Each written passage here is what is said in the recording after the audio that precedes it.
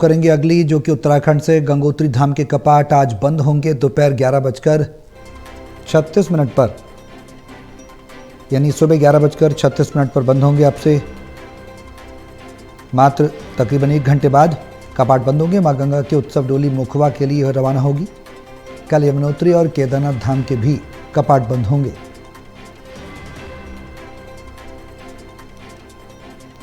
तो उत्तराखंड गंगोत्री धाम के कपाट आज बंद होंगे। 11:36 पर ये समय सीमा निर्धारित की गई है।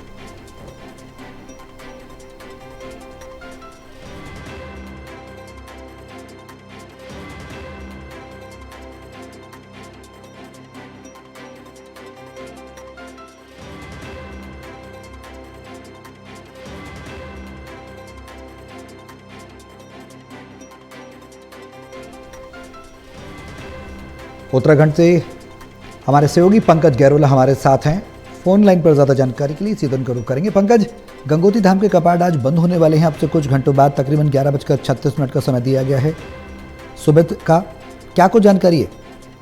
बिल्कुल सौरभ, उत्तराखंड में जो 4 धाम हैं उनकी आज से कपाट बंद होने की प्रक्रिया शुरू हो चुकी है।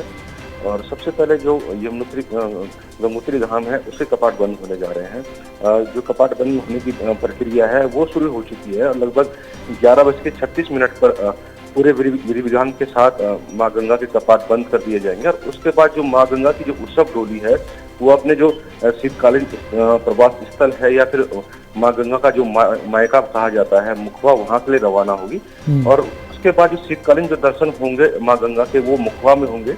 इसके साथ ही उत्तराखंड में जो कल भैया दूज के मौके पर 2 धामों के कपाट बंद होने वाले हैं। एक तो लगभग 8:30 बजे करीब केदारनाथ धाम के कपाट शुरू बंद होंगे और दूसरे लगभग दोपहर को 11:30 बजे करीब यमुनोत्री धाम के कपाट बंद होंगे। जो केदारनाथ धाम के कपाट बंद करने की प्रक्रिया आज से शुरू हो चुकी है। आज भगवान जो शिव हैं उनकी समाधि की वहां पर पूजा की जाएगी और साथ में जो उनकी जो उत्सव डोली है उसको मंदिर में स्थापित किया जाएगा। और उसके बाद कल सुबह 8:30 बजे वहां पर बंद हो जाएंगे। और उसके बाद वहां से जो उत्सव डोली है भगवान केदारनाथ की वो अपने जो शीतकालीन प्रवास स्थल है ओमकारेश्वर मंदिर ऊखीमठ, वहां के लिए रवाना हो जाएगी। और ऐसे ही यमुनोत्री धाम के कपाट जब बंद होंगे तो वो अपने जो शीतकालीन स्थल है खरसाली मां गंगा का मायका भी, जिसे यमुनोत्री जो यमुना का मायका कहा जाता है, वहाँ स्थापित होंगे। और उसके बाद जो शीतकालीन पूजा है उनकी वहां पर होगी। और अगर मैं जो अंतिम धाम है जिसे मोक्ष धाम भी कहा जाता है बद्रीनाथ धाम, उसके कपाट 25 नवंबर को बंद होंगे उसके। लेकिन कहीं ना कहीं जो प्रक्रिया है वो आज से शुरू हो चुकी है। और जो देखा जा रहा है कि सौरभ, जिस तरीके से यहाँ पर इस बार 4 धाम यात्रा हुई है वो अपने चरम पे रही है। जो रिकॉर्ड हैं वो भी इसमें टूटे हैं और जिस तरीके से जो उत्साह था वो भी श्रद्धालुओं में पूरा देखने को मिला।